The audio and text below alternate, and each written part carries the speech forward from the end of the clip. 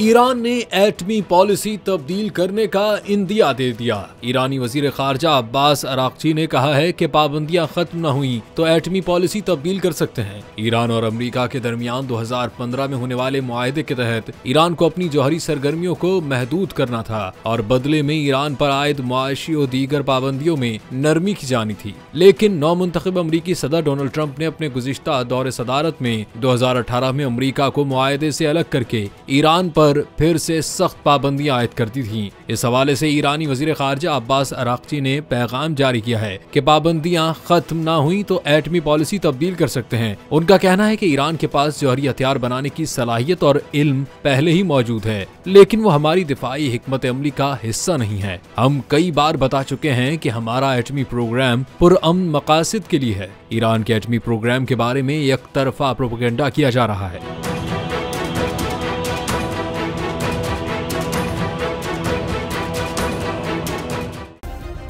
Subscribe करें और bell दबाएं ताकि कोई खबर रह न जाए।